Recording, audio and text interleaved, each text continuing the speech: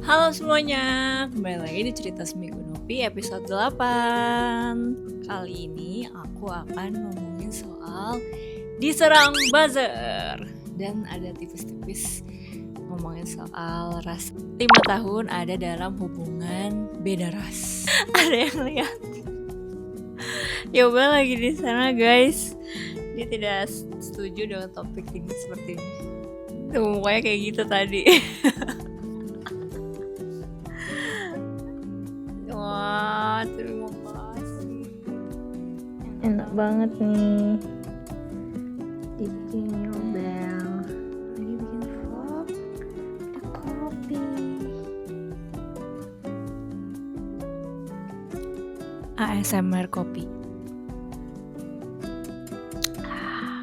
Oke, lanjut. Nah, kita mulai dari kenalan dulu ya. Kenalin, nama aku Novia. Buat teman-teman yang belum kenal aku, biasa aku dipanggil Nupi di Cerita Nupi. Biasanya aku menceritakan perjalananku menjalani gaya hidup berkelanjutan, gaya hidup minim sampah di Instagram maupun di TikTok Cerita Nupi. Dan di Cerita Seminggu Nupi, aku ngomongin soal keseharianku sebagai content creator yang membahas tentang lingkungan dan bagaimana hal-hal yang aku temukan ketika aku lagi ngonten. Ada cerita-cerita kehidupan, ada juga pembelajaran personalku yang aku sharing di Cerita Seminggu Nupi. Sebenarnya vlog aja sih guys. Kadang-kadang ada yang bermanfaat, ada yang sepertinya tidak penting, tapi ya gitu deh. Seru, udah di 8 episode ini aku menikmati berbagai hal yang terjadi dan yang aku rekam. Ini pasti juga bermanfaat sebenarnya buat diriku sendiri, seperti journaling, seperti diary harianku. Aku juga jadi memikirkan di minggu ini aku dapat apa ya gitu. Dan di minggu ini aku mengalami pertama kali bener-bener diserang buzzer yang cukup masif. Jadi kita mulai di hari Senin tanggal 4 Agustus 2025. Nah, tanggal 4 Agustus sama 5 Agustus sih sebenarnya, Senin Selasa. Di dua hari ini sebenarnya nggak terlalu banyak yang aku kerjain. Hari Senin aku ngonten buat kerjasama dengan salah satu produk sustainable brands. Namanya Sensasia. Buat teman-teman yang nggak tahu, ini tuh adalah satu produk yang bagus banget. Produknya bagus, brandingnya juga udah keren banget. Ditambah mereka udah bisa kembaliin wadah kosong. Jadi kalau misalnya kita udah habis, kita bisa kembaliin dan dapat poin. Nah, aku lagi kerja sama, jadi aku foto-foto, bikin skripnya segala macam. Habis itu tanggal 5 Agustus nggak ada yang spesial, jadi aku juga nggak mendokumentasikan apapun selain renovasi rumahku yang tiba-tiba baru mulai 2 hari gitu, tiba-tiba udah jadi aja tiang kanopinya gitu. Nah, ini ada videonya. Jadi hari itu aku cuma ngeberesin beberapa hal yang kayak ngebales-balesin. Itu juga aku lagi adaptasi, baru punya admin dan lain-lain. Jadi nggak banyak yang aku bisa ceritakan dan yang memorable di aku juga. Cuma renovasi aja. Terus habis itu di tanggal 6 Agustus hari Rabu. Nah, di hari Rabu ini karena di rumah tuh lagi berisik banget, aku memutuskan untuk konten satu produk sunscreen yang dia itu adalah kandungannya physical sunscreen. Jadi kalau buat teman-teman yang nggak tahu, kalau misalnya sunscreen tuh ada 2 jenis dan mana yang lebih ramah lingkungan, teman-teman bisa pilih yang physical sunscreen karena cara kerjanya beda. Kalau chemical sunscreen tuh dia menyerap panas, kalau physical sunscreen dia memantulkan panas. Dan tentunya kandungannya jauh lebih ringan, jauh lebih light, tidak akan memberikan efek samping yang lebih berat daripada chemical di sunscreen pada umumnya. Karena banyak juga yang misalnya tambah-tambah fragrance gitu, udah berat bahan kimianya ditambah fragrance lagi, kayak sebenarnya nggak penting-penting banget itu harus kita pakai setiap hari. Maksudnya kandungannya nggak perlu seberat itu gitu. Dan aku bikin konten satu produk namanya Kamu Organik. Nah, itu aku bikin kontennya di taman dekat rumah. Dan itu kayaknya aku cukup salah ya ngambil waktunya karena di siang bolong jam 12 siang. Aku jadi abis tuh pas ngonten tentunya nggak capek ya, karena aku menikmati prosesnya. Yobel bantuin temenin, tapi pas pulang itu kepala aku tiba-tiba kayak kena heat wave gitu. Apa sih, kayak sakit banget, panas banget, karena mungkin kena suhu yang cukup terik. Dan itu di taman kan, jadi nggak berawan juga, jadi kayaknya langsung gitu. Jadi kepala aku pusing luar biasa ya. Mungkin muka aku sih aman-aman aja kan pakai sunscreen, cuman kepalanya itu loh yang pusing banget. Dan akhirnya habis ngonten itu aku tiba-tiba kayak agak demam gitu. Aku bingung kan, kayak kepala aku kok pusing nggak kelar-kelar gitu ya, kayaknya karena suhu yang terlalu tinggi gitu. Makanya kalau misalnya sering banget tuh Yobel ngomongin soal heat wave, kalau misalnya nanti kita krisis iklimnya makin parah, ada masanya manusia tuh nggak bisa hidup di suhu tertentu gitu, karena kita emang nggak punya resiliensi terhadap suhu-suhu tertentu. Orang aku kena sinar matahari di Bandung dengan ya memang terik sih, itu aja aku udah tersiksa, apalagi kalau udah krisis iklim bukan. Oke, itu dia tanggal 6 Agustus, hari Rabu, dan di hari Kamisnya, tanggal 7 Agustus tuh aku udah mulai sembuh. Jadi tanggal 6 tuh aku langsung istirahat setelah konten. Jadi sore aku udah tidur siang dulu, tidur sore berarti ya. Malamnya udah makan malam, ngedit. Nah tanggal 7 Agustusnya itu tiba-tiba ada komen-komen rame di postingan aku yang udah cukup lama. Postingan air mineral yang ini, celing, tolong ya Gap. Kasih screen record yang ada video aku tuh lagi pergi sama Yobel ke pawai bebas plastik. Kita naik MRT pas lagi di Jakarta. Nah di sana tuh ada banyak iklan. Iklannya itu adalah iklan Le Minerale. Jadi tuh bener-bener kayak di semua dinding, hampir di semua dinding dan pilar yang ada di MRT, yang ada TV-nya itu semuanya gambar Le Minerale. Dan gambarnya itu tuh kayak ada slogan-slogannya gitu. Jadi kayak sekarang banyak ya tagline yang dibikin ketika dia mau bikin ads. Jadi tagline itu tuh singkat. Ya zaman dulu ada sih pasti, tentu saja. Cuman ini tuh yang kayak agak lucu aja gitu menurut kami ya. Kayak air tanpa debu. Kalau nggak salah tulisannya gitu deh, kayak air Le Minerale itu nggak ada debunya gitu, bersih, sehat gitu, bebas BPA gitu. Nah yang paling lucu tuh yang nggak ada debu itu. Terus ya Allah kayak nyeletuk. Kita lagi turun tangga, dia bilang ya botol aku juga kalau dicuci dan ditutup juga nggak ada debu. Terus aku mikir iya juga sih. Terus aku rasa wah seru nih, kita kontenin aja dah. Yaudah aku videoin Yobel udah kesel di depan iklan Le Minerale itu. Terus kan aku juga cukup sering ya kayak ngonten-ngonten kayak gitu, tapi gak pernah ada apa-apa gitu. Nah hari itu kita pas lagi masuk ke kereta MRT-nya juga, itu banyak sekali poster-posternya. Banyak lucu-lucu deh, nanti di-insert aja. Tapi aku lupa itu di tanggal berapa, nanti aku cari. Nah pokoknya intinya video itu sempat viral, tapi bersih dalam arti komen-komennya tuh normal, yang kayak iya kak aku pengen banget ada dispenser juga. Jadi kayak maksudnya emang ya kita mungkin nggak bisa 100% nggak pakai single use plastic bottle, tapi kita bisa ada opsi alternatif yang lebih ramah lingkungan. Kayak contohnya ada dispenser berbayar. Sekarang kan udah ada tuh dispenser berbayar, jadi kita bisa bawa botol sendiri, kita bayar dan sesuai literannya si kita yang kita mau pencet gitu kan. Terus jadi kan ngurangin banget dong kalau misalnya ada orang yang mungkin ekonominya oke, ya udah bawa tumbler, terus menurut dia masih worth it, dia akan beli yang dispenser supaya ngurangin sampah gitu. Nah tapi ada opsi juga kalau misalnya emang dia nggak bisa, nggak bawa tumbler, ya ada juga gitu. Tapi kan jadinya ngurangin banget dong, karena permasalahannya banyak banget orang-orang yang udah bawa tumbler tapi bingung mau refill di mana.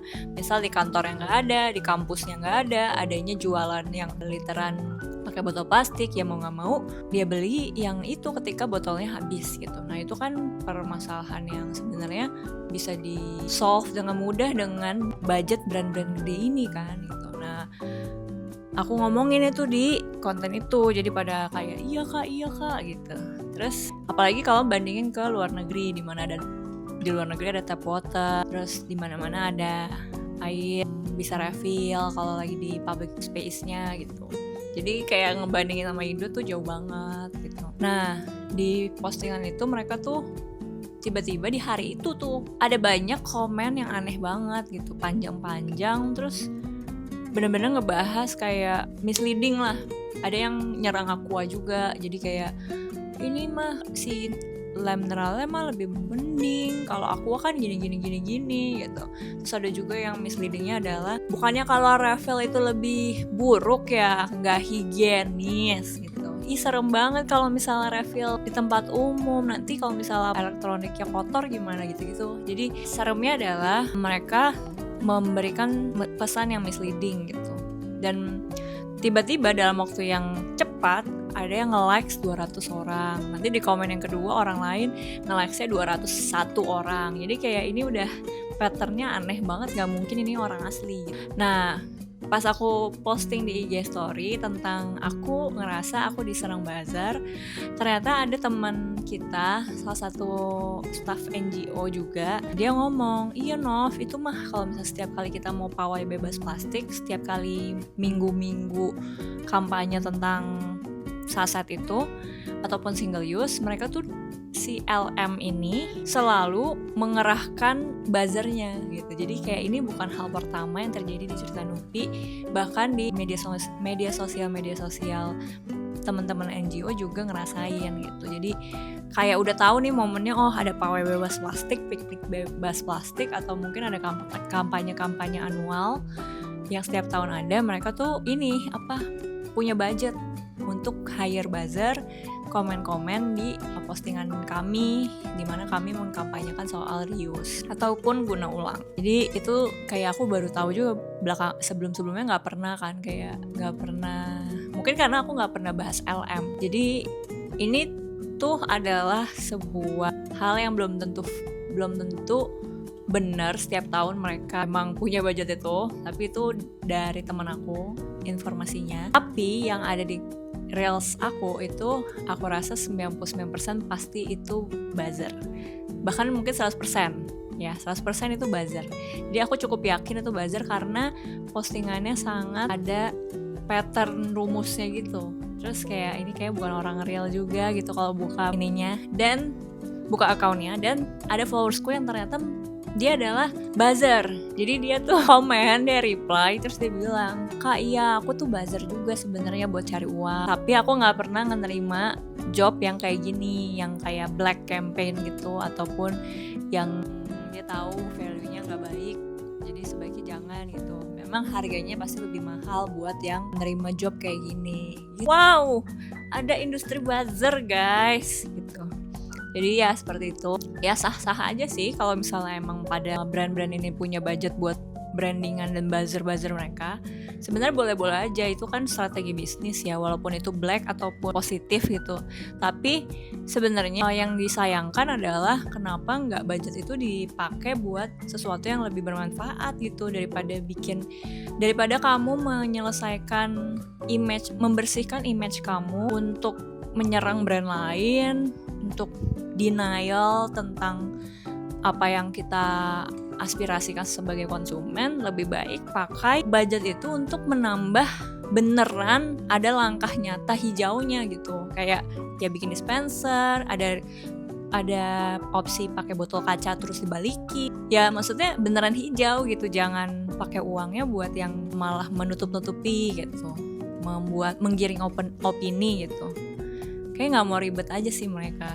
Kalau aku nggak tahu sih, menurut kalian mereka kenapa sih kayak gitu? Punya banyak uang kan sebenarnya buat punya opsi yang lebih ramah lingkungan. Gitu deh guys. Jadi seperti itu. Terus aku bikin konten lanjutannya, rame juga, tapi nggak serame yang diserang buzzer karena nggak ada buzzernya. Jadi di video itu aku kayak, kan aku difitnah dalam tanda kutip konten aku adalah, oh tadi di awal aku lupa ngomong, jadi sebenarnya mereka tuh buzzer-buzzer itu selain menyerang brand lain, mereka tuh kasih pesan, ini kayaknya yang dibikin Kak Nupi adalah konten pesenan gitu. Jadi kayak aku seolah-olah menyerang LM karena aku dibayar sama brand lain. Nah ya udah, karena mereka bilang kayak gitu, aku bikin konten yang semua brand aku komenin gitu slogannya. Nggak seramai yang di depan tentu saja, cuma ya udah nggak apa-apa, maksudnya ngebalesin aja. Itu pun aku bikin kontennya sebenarnya awalnya juga males ngeladenin, tapi ada satu followers aku yang chat bilang katanya, Kak, kakak bikin dong video yang jelasin soal opsi solusi gitu, kayak yang tadi yang dispenser lah, terus tukar wadah botol kaca lah, jadi satu konten utuh gitu supaya bisa di share gitu. Udah aku bikin, karena di video yang di LM yang sebelumnya itu cuma benar-benar real singkat yang ada captionnya aja panjang seinget aku gitu. Jadi aku bikin video kayak gini ngomong, dan aku jelasin kenapa nggak brand-brand ini yang punya budget meng-hire, nggak brand ini yang punya budget buat nge-hire buzzer kok nggak melakukan aksi yang beneran hijau gitu. Terus ada juga yang kayak bilangnya bebas BPA, tapi kan nggak jujur gitu. Bebas BPA tapi bebas yang lain nggak, BPS, BPF, BPB kan tetap ada gitu. Bebas mikroplastik nggak gitu, itu kan nggak diomongin. Bahkan sampai bisa kerja sama-sama dokter gitu. Wah, kayak ya berdecak aja sih, berdecak tidak kagum gitu. Jadi akhirnya aku bikin konten itu di hari itu. Setelah kelar masak bancan dibantuin Yobel, potong-potong biasa ya, setiap hari Kamis Senin Tani datang, sayur-sayur segar datang, kita olah bersama untuk makan yang real food dan bergizi. Terus udah deh, malamnya kayak ada kiriman kerja sama brand produk kamera. Itu aku lupa, aku udah ini belum ya? Oh ya, jadi kemarin tuh kan ada kesulitan sama kameranya, akhirnya dikirim ulang. Terus udah deh, aku istirahat. Tanggal 8 Agustus hari Jumat, aku pagi-pagi sama Yobel udah siap-siap mau pergi ke Jakarta. Di hari ini aku ada kerjasama dengan yang namanya Karya Kreatif Indonesia. Ini sebuah eventnya keren banget karena di situ semuanya ada produk lokal se-Indonesia. Jadi keren banget, setiap tenan tuh ada tulisannya. Ini dari daerah Bali misalnya, dari Kalimantan Tengah, lalala gitu. Jadi itu hallnya gede banget di JSS yang diselenggarakan sama Bank Indonesia. Nah, aku diundang untuk meliput acaranya. Hari itu juga aku dibantu sama Sasha, freelancerku, ada fotonya. Dia yang memvideokan aku berdasarkan skrip yang udah aku buat. Dan di hari itu aku tuh sebenarnya kan emang bukan tipe orang yang sering nyari-nyari kain kayak gitu kan. Terus jarang banget beli, bukan jarang ya, belum pernah beli sampai hari ini baju-baju baru ataupun kain-kain gitu, kayaknya hampir nggak pernah deh seingat aku dalam hidup aku beli ya. Jadi di situ kayak wah keren banget ya, sekarang udah ada yang kayak bener-bener modern, terus ada juga produk-produk Gen Z banget, baju-baju warna-warni gitu tapi rajutan lokal gitu. Jadi senang bisa cuci mata. Di situ juga ada baju, ada camilan, ada kopi, ada home decor. Semuanya nggak ada yang dari luar, dari Indonesia. Jadi kita sekaya itu guys, produk-produknya sebagus itu. Dan akhirnya aku belanja, tentu saja aku belanja teh dan kopi enggak, karena kita masih main kopi. Jadi udah setelah selesai konten, aku ketemu sama Imam juga, Pak Imam dari Plastic Pay, ngobrol-ngobrol karena dia orangnya memang sangat energik ya guys. Ngobrol-ngobrol di boothnya Plastic Pay. Di situ ada tas yang terbuat dari limbah nanas. Terus ada vending machine juga karena ini acaranya Bank Indonesia, acara spesial gitu ya. Harga satu botolnya tuh mahal banget deh, kalau nggak salah botol plastik satu gitu dihargai 1.000 atau pokoknya di atas rata-rata biasanya gitu. Tapi cuma di acara itu doang. Terus abis itu Yobel selama kita di situ dia kerja meeting di tempat kopinya, dan di situ banyak kan reusable cutlery juga. di tenda kantinnya, jadi cukup baik. Pengorganisiran Bank Indonesia, mereka udah mikirin tenannya tuh kalau bisa nggak ada single use. Jadi vendor-vendornya pakai pakai piring dan sendok stainless gitu-gitu. Cuma kalau yang kayak kopi, terus kayak jus itu mereka pakai single use. Senang karena aku sebenarnya senang ke tempat-tempat kayak gitu, kayak walaupun nggak beli tapi kayak happy aja gitu. Terus kita beli teh buat kasih ke mama mertua dan mamaku dan cici aku. Terus ada satu yang kita bawa pulang juga, beliin coklat dari sebenarnya dari Bandung sih itu, dan dijual di tenan yang khusus camilan. Jadi itu bener-bener camilannya keren-keren banget, ada batagor apa gitu, tapi kayak sasetan makanan lokal gitu. Jadi ada yang pempek, ada batagor, tapi bukan batagor yang kayak kita lihat ya, jadi kayak cemilan gitu, snack. Terus aku beliin coklat Dubai, itu Yobel yang pilih sih buat mama aku. Kalau teh buat mama mertua. Terus habis itu selanjutnya aku diwawancara dulu sama temen dari Karya Kreatif Indonesia, panitianya dari videografernya. Wawancara singkat karena udah capek dan aku hari itu mens kan, jadi aku merasa kurang baik gitu ya cara ngomongnya di video Karya Kreatif. Tapi ternyata pas aku udah overthinking tuh ya, tadi ngomong apa sih, ngasal nih kayaknya. Tapi pas aku nonton lagi, untung hasilnya bagus, tidak salah ngomong. Padahal aku udah sehari 2 hari gitu aku kayak gimana ya, kemarin di interview kurang baik gitu, aku ngomong ke Yobel. Tapi ternyata hasilnya oke. Memang kadang-kadang kita tidak boleh terlalu overthinking. Terus abis itu kita jajan, Yobel juga jajan kopi, aku juga jajan kopi dan makan siang, beli pakai wadah karena kita pengen bawa itu ke bagian dalam, ke tempat lain gitu. Karena di bagian, jadi kalau bisa makan di situ cuma boleh makan di bagian makanannya doang.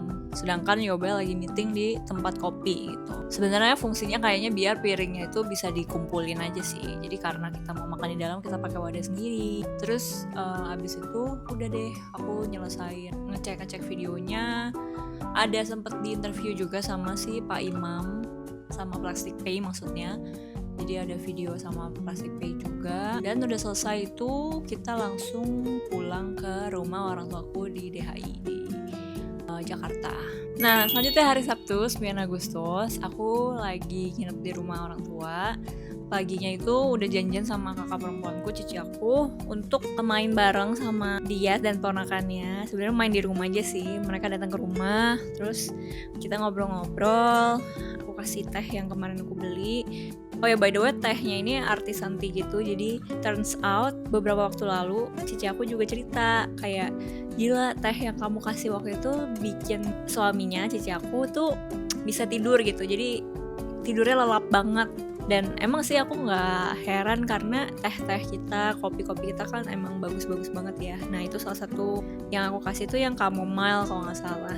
Aku lupa nama brandnya, tapi yang pasti hasilnya lebih oke daripada yang saset biasa mereka beli, yang tea bag gitu.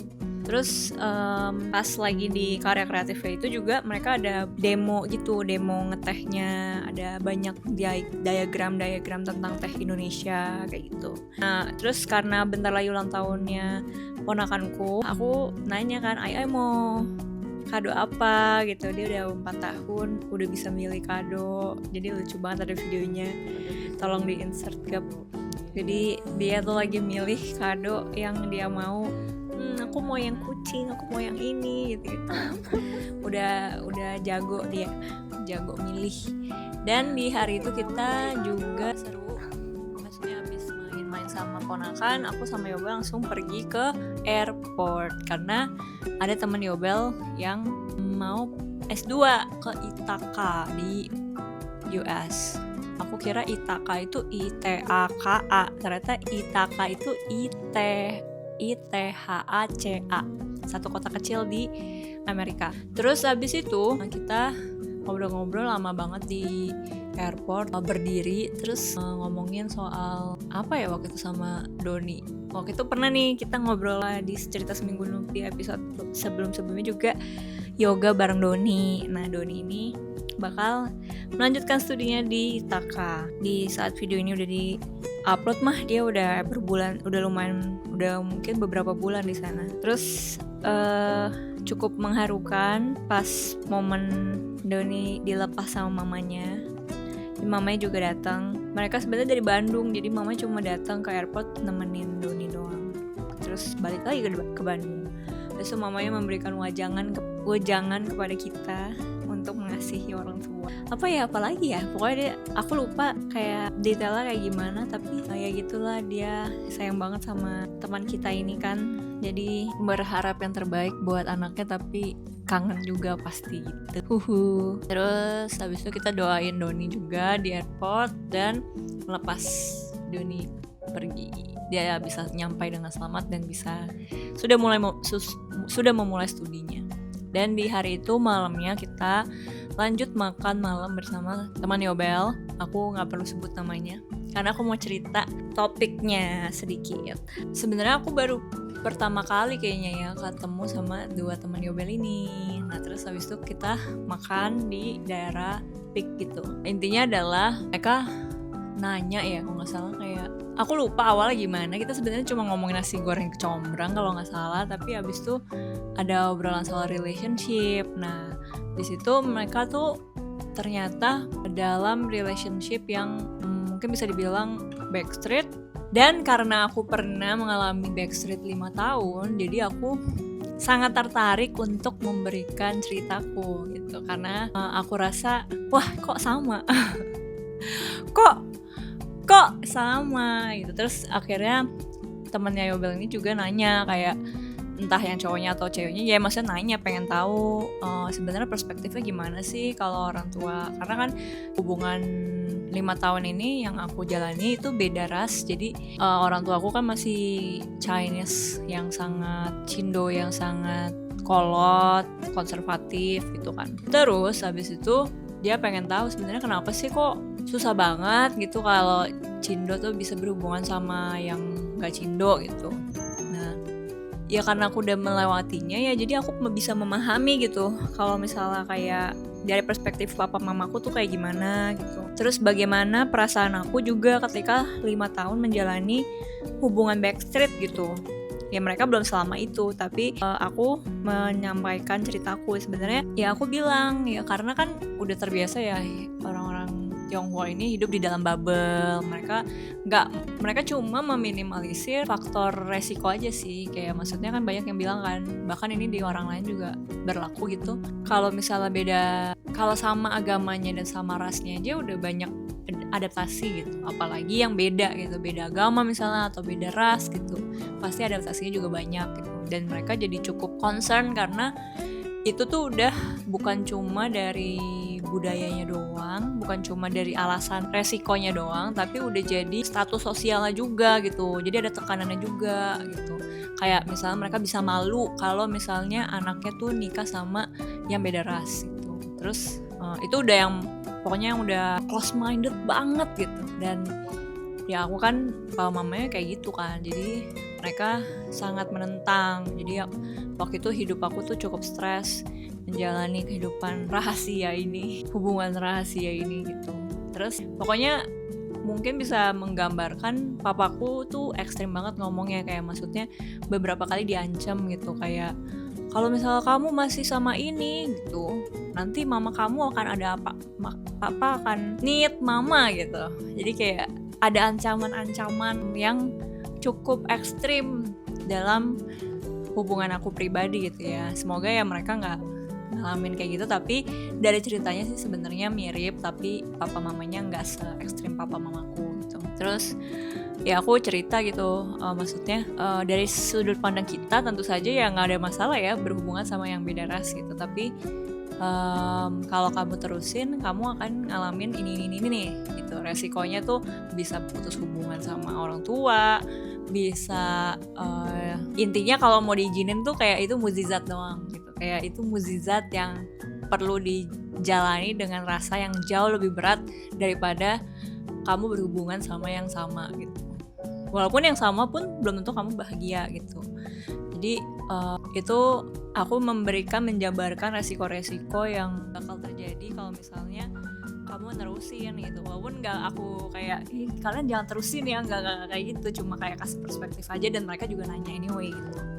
Terus kayak paling aku cuman ceritain itu, terus habis itu, dan tentu saja hubungan ini tidak aku sesali, karena sebenarnya hubungan kita ya baik-baik aja gitu, saling memberikan hal positif gitu ya, tapi memang cukup berat dan cukup memusingkan. Jadi kalau temen-temen juga ngalamin hubungan yang gak direstui sama orang tua, hubungan yang beda ras, beda agama, itu udah pasti ada faktor resiko yang lebih tinggi gitu daripada yang sama agamanya, sama rasnya, ataupun yang gak ditentang sama orang tua. Karena jadinya mental kita tuh harus lebih kuat gitu untuk menghadapi banyak respon-respon yang gak menyenangkan. Belum lagi saat itu aku juga masih muda kan, baru lulus. Itu pas aku kuliah akhir dan pas lulus gitu ya. Jadi kan pasti kan ada tekanan-tekanan diri kita juga yang kayak mau ngejar karir, terus baru masuk dalam lapangan pekerjaan, baru pertama kali lepas dari kuliah terus kerja gitu. Jadi kan pasti ada adaptasi juga, lagi cari jati diri. Jadi kayak itu nambahin masalah sih menurut aku pada saat itu. Kayak udah capek kerja, udah ini, ada lagi nih kayak aku harus diam-diam ngedate di tempat yang kalau bisa papaku mamaku nggak lewat gitu, nyari ya. Jadi kayak ada anxiety-nya juga, takut ketahuan segala macam. Itu kan hal-hal yang sebenarnya nggak penting gitu untuk kita harus rasain. Jadi intinya kalau misalnya kita ada dalam hubungan yang saat ini nggak ditentang sama orang tua, terus habis itu beda ras beda agama, kamu harus rasain, kamu harus pikirin ini tuh worth it nggak, dan emang kamu cukup kuat nggak, cukup tangguh nggak untuk menjalani itu dengan kondisi hidup kamu saat itu gitu. Belum lagi kalau misalnya kamu pun punya isu terhadap mental kamu ataupun isu terhadap keuangan misalnya, wah itu jadi banyak masalah gitu. Padahal bisa kok hidup nggak perlu seberat itu gitu. Jadi ya aku bersyukur waktu itu setelah lulus kuliah 1 atau 2 tahun gitu, akhirnya mantan aku tuh minta putus karena dia nggak tahan juga untuk menjalani hubungan yang rahasia itu. Dan menurut aku sangat masuk akal, walaupun sedih, cuman ya udah kita putuskan saja gitu. Walaupun aku juga sedih saat itu, tapi kalau sekarang sih tidak sedih. Kayak merasa itu anugerah lah, grace, kalau akhirnya aku diputusin.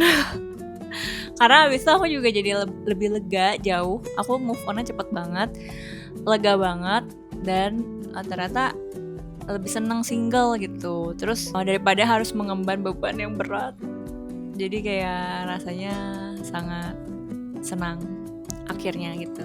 Ternyata nggak nyangka juga. Abis itu karena kan selama ini kayak hidup dalam ketakutan gitu kan, takut ketahuan. Nah abis itu ya udah akhirnya ketemu Yobel deh, nikah gitu. Jadi sebenarnya apapun yang terjadi dalam hidup kita pasti ada hikmah, dan tentu saja keputusan kita akan membawa kita ke dalam perjalanan hidup yang sangat berbeda. Jadi ya perhatikanlah apakah keputusan ini masuk di dalam tujuan hidupmu gitu. Iya deh, mantap kan? Mantap yes. Kalau teman-teman mau mendengar ceritaku tentang ini lebih detail, aku nggak tahu sih ini manfaatnya apa ya, tapi saat itu sih aku seneng ya denger orang yang punya cerita yang sama gitu ya. Kayak dia backstreet juga gitu. Kayak sama nih gimana entah. Tapi aku memilih, bukan aku yang memilih, maksudnya hidup membuatku untuk menyelesaikan hubungan backstreet itu. Tapi pasti ada yang kayak akhirnya berhasil, dan papa mamanya juga merestui ya. Cuma jujur untuk kasus aku itu agak mustahil ya. Begitu deh. Abis itu akhirnya jadinya aku pas mau mencari pacar selanjutnya, aku tuh udah menyerah. Jadi aku rasa ini kayaknya nambah masalah aja ya, aku cari yang cindo aja deh. Jadi aku udah menutup, karena aku percaya jodoh itu nggak cuma satu. Jadi kayak buat aku jodoh tuh bisa beberapa, tapi kita bakal punya cerita yang berbeda aja gitu. Nah, jadi bukan berarti hidup tuh cuma satu jodoh gitu ya. Tapi menurut aku maksudnya ini menurut aku ya, menurut pandanganku belum tentu benar. Jadi waktu itu kriterianya adalah harus cindo, bukan karena aku rasis tentu saja teman-teman, tapi untuk meminimalisir masalah hidup yang aku udah rasain sebelumnya. Itu gak enak banget, harus berhubungan dengan ketakutan dan ya pokoknya berhubungan dengan ketidakrestuan orang tua tuh memusingkan. Walaupun pada akhirnya ya kayak misal kamu bayar nikah sendiri lah atau bayar rumah sendiri, ya maksudnya mungkin kamu udah kayak aku, maksudnya udah nggak dapet uang dari orang tua sejak habis lulus kuliah, tetap aja memusingkan teman-teman. Jadi walaupun kamu sudah mandiri, namanya restu orang tua tuh kayak orang tua ya gue. Itu kayak hal yang penting. Sekian cerita dari kakak-kakak umur hampir 30 ini. Dan di hari Minggu 10 Agustus, aku sama Yobel menutup minggu kami untuk pergi ke satu bazar lucu-lucu namanya Meet Thing. Jadi kita udah janji, aku yang udah janji sama temanku Cipop untuk mau ke bazar booth-nya dia. Walaupun aku gak beli juga sih, cuma ya foto-foto, video, ngobrol bentar sama dia. Dan di situ akhirnya kita malah ngobrol lama sama ilustrator Moon Pancake. Jadi di hari itu acaranya tuh, jadi di sana dulu ngomongnya belibet maaf. Jadi semua pesanan di situ tuh adalah seorang seniman. Mereka tuh ilustrator ya kebanyakan ya. Dan kurator barang. Barangnya itu ya lucu-lucu kayak warna-warni, ada boneka, ada keyrings, terus ada topi, ada pokoknya produk-produk art lah yang mereka gambar. Aku seneng banget ke tempat kayak gitu. Selain karena cuci mata, aku cukup punya rasa ingin menghargai para seniman di Indonesia. Kayaknya tuh aku punya cita-cita gitu ya dulu, kayak pengen bisa gambar gitu ya. Tapi emang aku nggak bisa gambar gitu. Jadi kalau ngelihat orang yang bisa gambar, bikin doodle yang lucu, ilustrasi lucu, itu tuh hal yang keren buat mata aku gitu.